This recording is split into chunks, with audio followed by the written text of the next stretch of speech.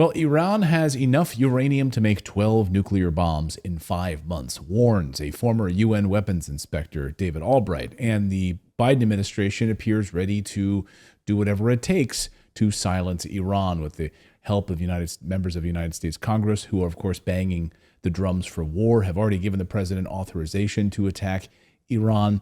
And of course, this goes back to 2002 and even before that, the idea of hitting Iran preemptively. Israel has been pushing for this for decades. Here's Benjamin Netanyahu sitting in front of the United States Congress when Dennis Kucinich asks him this question about preemption. Listen. You talked about a network of terror. Are there any other nations that you would recommend that the United States launch preemptive attacks upon at this point? No, the issue is not. First of all, are there other nations that are developing nuclear weapons? Yes. Should we launch any other preemptive attacks? First, let me say what they are, and then let me make a suggestion how to proceed. Thank you. The answer is categorically yes. The two nations that are competing with each other, who will be the first to achieve nuclear weapons, is Iraq and Iran. And Iran, by the way, is also outpacing Iraq in the development of ballistic missile systems that they hope will reach the eastern seaboard of the United States within 15 years. So I guess that doesn't include California, but includes Washington.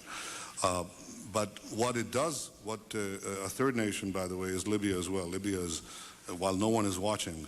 So Iraq, of course, that's why he's there pushing that. But Iran also, and oh, by the way, Libya, because we've got to get those guys. So 2 out of 3 already in hindsight. So one more on that list for us to take out. Former UN weapons inspector Scott Ritter is here to assess all of this and more. Scott, great to see you. Welcome back to the show. Thanks for having me. So let's talk about, first of all, David Albright, former UN weapons inspector. Is he a former UN weapons inspector and he's now beating the drums? I find the timing of all of this very, very interesting, that Iran is about to have nuclear weapons. Maybe they already do, and we should probably hit them. We should probably attack them right now. David Albright had a brief interaction with the International Atomic Energy Agency's Iraq inspection group. He was invited to participate in an inspection where they were reviewing documents that had been acquired after Hussein Kamal, the son-in-law, had defected. He's not an inspector. He has no inspection qualifications. He's an outside expert, in quotations we'll put, who came on one mission and has made a career of it afterwards, likening himself to people like myself who spent years planning missions, executing missions, and interacting with the international community about this. I just think if a guy has to falsify his resume to burnish his credentials, then you might want to think twice about the message. But let's focus on the message, not the messenger. This is a man who has been pushing for the violent disarmament of Iraq back in the day. He's a man who bought into defector Hider Hamza, gave him a platform to lie about Iraqi nuclear weapons capabilities. He promoted Hamza's efforts to say that Iraq was pursuing a nuclear weapons program, had a nuclear weapons program worthy of war. David Albright has the blood of thousands of Americans and millions of Iraqis on his hands. He's not an innocent academic. He's not an objective observer. He's an advocate for Israeli policies of regime change in the region. And he's been advocating for conflict against Iran for some time now. He has been at the front of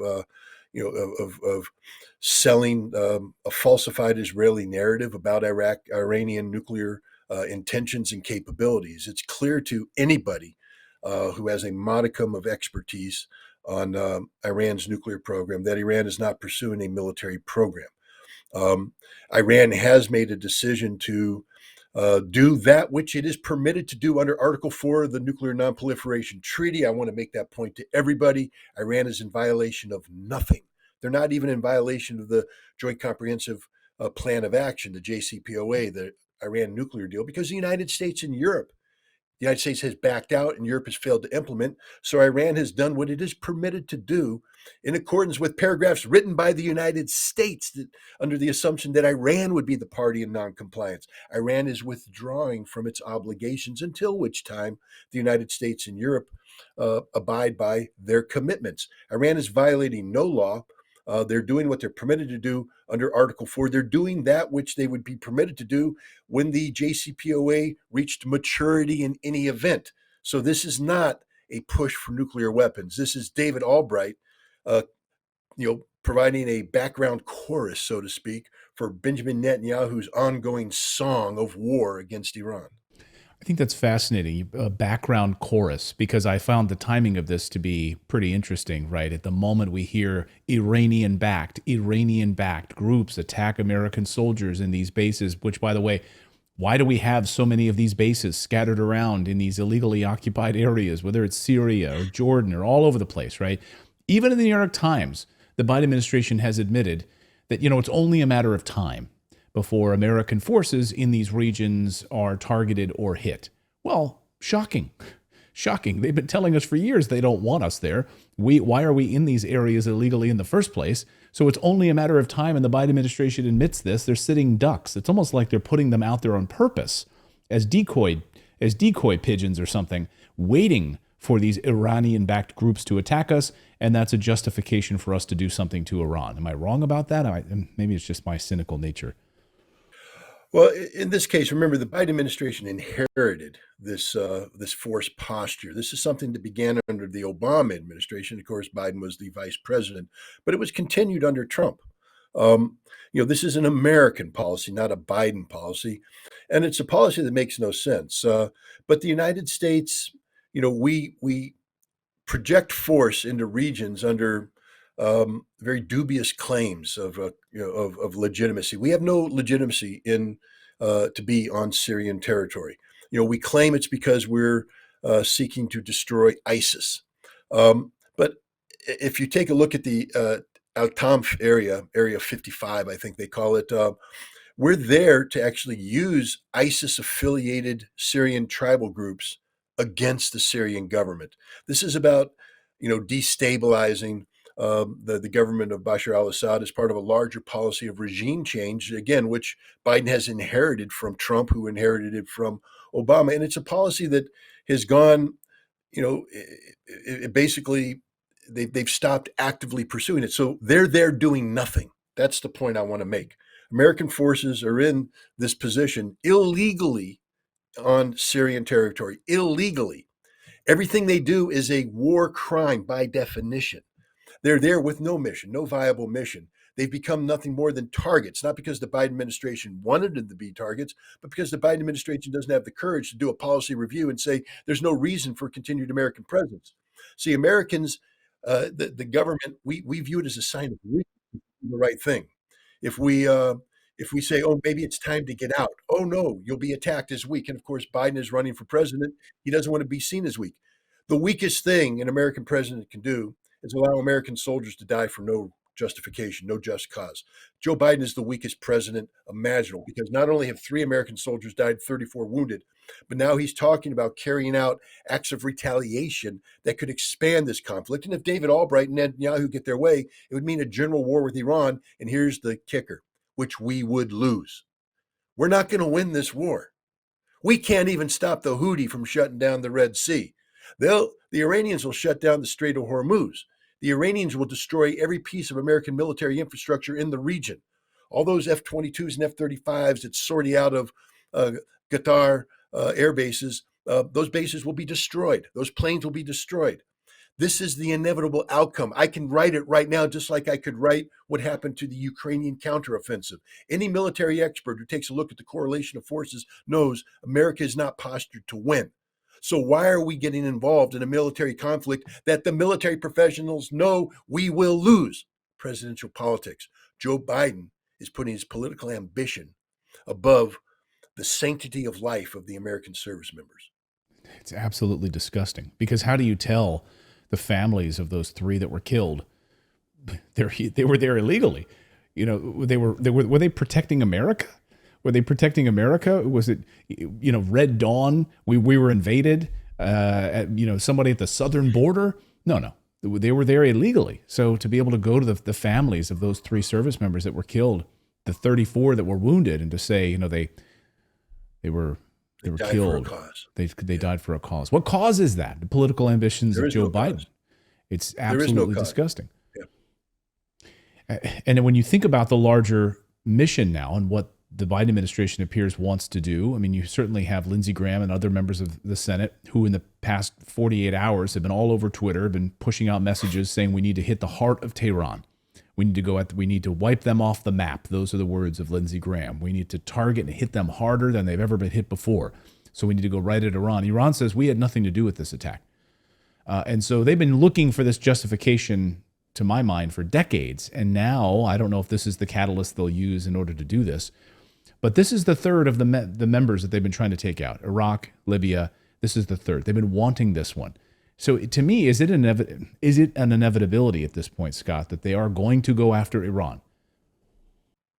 I don't think so. And I'll tell you why I don't think so. Because the U.S. military is not populated by idiots. There are professionals there who, regardless of their ideological motivations, they may, believe in a strong American posture in the Middle East. They may support the anti-ISIS mission in Syria, all that, but they are professionals. And so it's like a firefighter whose job is to put out the burning building. But if I roll up on the building and I look at it and I look at the nature of construction, the spread of fire, the smoke coming out, I'm going to go, that building's a loss. I'm not putting any firefighters in that building. It doesn't mean that I don't want to fight fires. It means that I'm not going to fight this fire because this fire will kill me. I'm going to lose this fire. The military professionals right now are taking a look at the correlation of forces in the region. Remember, once you start a war with Iran, let's just start with basic strategic lines of communication. Iran will be operating off of interior lines of communication, meaning they'll be fighting from their own territory. We, on the other hand, are projecting power thousands of miles away from our soil. Thousands of miles or hundreds of miles away from any known base of support. We don't have sufficient force projected forward to inflict any meaningful harm on Iran. We will blow up a couple places, but then they'll hit us with everything they got. They will destroy our forward deployed bases. The Albright Air Base in Qatar will be eliminated. The Fifth Fleet in Bahrain will be eliminated. Any ships in the Red Sea and the Persian Gulf will be eliminated and sunk. And there's not anything we can do about it. And then what? We're supposed to project power forward? What power? We don't have a Navy capable of projecting power forward anymore. We have nothing. We spend nearly $1 trillion a year to produce a military that can't do its job in Europe, can't do its job in Asia, can't do its job in the Middle East. Thank God. Because to do their job in Europe, we'd be at war with Russia. To do their job in the Pacific, we'd be at war with China. And to do their job in the Middle East, we would be at war with Iran. But we are weak. We are fundamentally weak.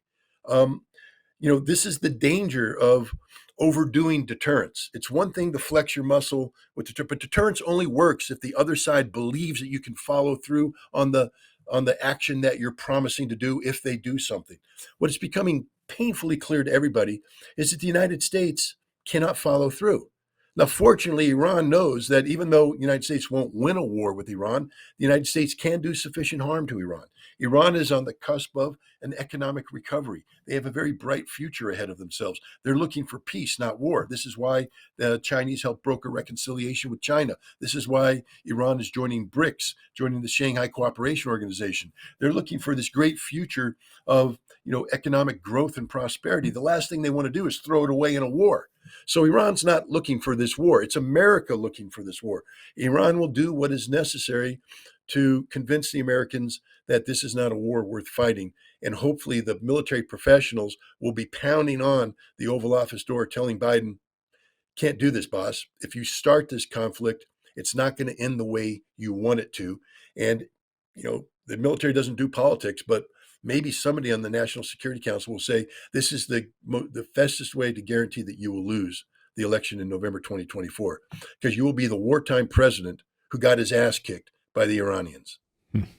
Oh, from your mouth to God's ears. I hope that's the case. Positivity. Absolutely. I hope that's the case. Scott, great to see you. Thanks as always for your insight and your analysis from a real UN weapons inspector. We appreciate it. Thanks for having me. I really hoped you enjoyed watching this video. You know, YouTube thinks that you'll actually like this next video right here. It's personalized based on your own viewing habits. So if you watch the video, please leave a comment. Let us know what you think about it. And we will see you next time, everyone.